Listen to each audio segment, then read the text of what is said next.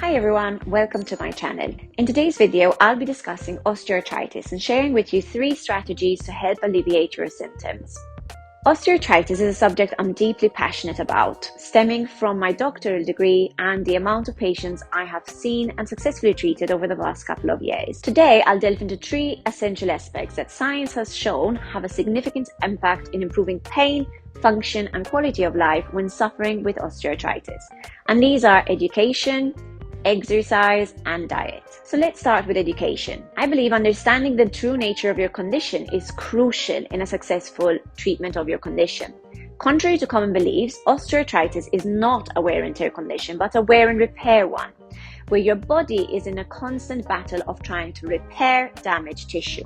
And I say damaged tissue in inverted commas because even if some tissue damage might have been the cause initially, it may not always be the cause of your present symptoms. Osteoarthritis generally involves constant joint inflammation, triggering a perceived threat even in the absence of active inflammation. And in fact, biological features seen on an X-ray may not always align with the physical symptoms.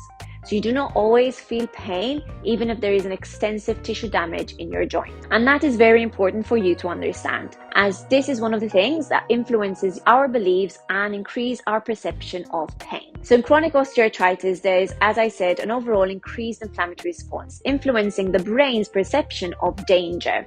So it thinks that we are in a constant threat. Studies have shown that understanding this is what drives our pain, and how our body reacts to movement is something referred to as pain education. There is a significant reduction in pain and improvement in function and quality of life when we do that. So pain education and understanding the mechanisms behind your condition should be part of your treatment. And this leads us on to the next aspect, which is exercise. Instead of adhering to a no pain, no gain mentality, focus on finding your pain threshold and gradually increasing that.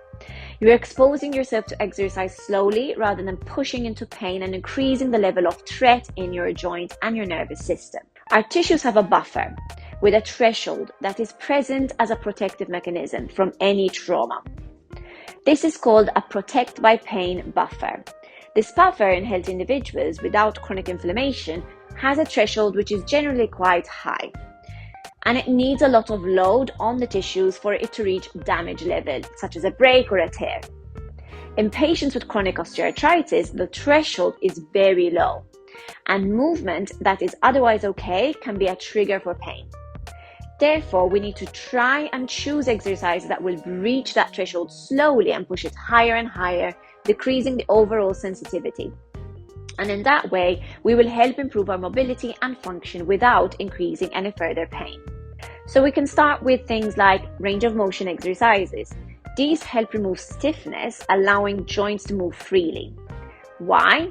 Because movement and load through joint will decrease the swelling and help decrease the sensitivity to movement, as well as also allowing more movement for the ligaments and muscles to work more efficiently. Then obviously follow up with strength training, which is a vital counter to arthrogenic inhibition. This is a protective mechanism that reduces muscle strength around the joint, and it comes following inflammation in the joint and the constant perceived threat. Loading the joint through progressive functional exercises is essential for long-term strength improvement. Science has shown us time and time again now that we need to come away from the comfortable 3 sets of 10 gentle exercises, but load with body weight and other weights progressively to challenge the muscles and joint structures appropriately, enough to achieve permanent strength. This can be done at home or at the gym under the guidance of a healthcare professional, such as a physiotherapist, who can give you a detailed program according to your needs. Lastly, we have sensory motor exercises. These are exercises that will not only challenge your balance, but also change the speed at which your muscles contract. For example, if you are doing body weight squats, consider doing a set where you'd go faster up and slower down, switch it up a little bit, and use tempo such as a beat of a song to get your movement faster and slower according to the beat. This will help your joint and muscle receptors appropriately train to changes in what we call perturbations during the day, keeping you well balanced and avoiding a fall. Now let's move on a third element, which is diet. A balanced diet plays a key role in decreasing body-wide inflammation, and science has shown how crucial the gut has in response to inflammation, and how an increased bad fat content in our body can amplify pain. This is because fat receptors in the joint have been shown to change to pain receptors in chronic inflammation of the joints, intensifying the sensation of pain. So instead of opt for a diet that calms the inflammatory response down in your gut, eating food that is green, adding spices such as turmeric and ginger, amongst other things. I always suggest consulting a professional about your diet before making any drastic changes, but changes to your diet will help.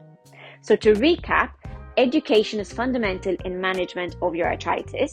Incorporate a combination of movement, progressive and appropriate loading, and balance exercises as a crucial aspect to your rehab, and choose a balanced diet to support your gut and overall inflammatory response, which will help in decreasing your overall sensation of pain. I also have a video about simple exercises that you can do at home to help with your hip and knee osteoarthritis based on what we talked about today. Click here to watch that video. So that's it from me today. I hope you found this video useful, and please consider liking and subscribing for more content. And if you want to know more about how you can help your condition, please comment below and I will make sure to get back to you. Thank you, and I will see you next time. Bye bye.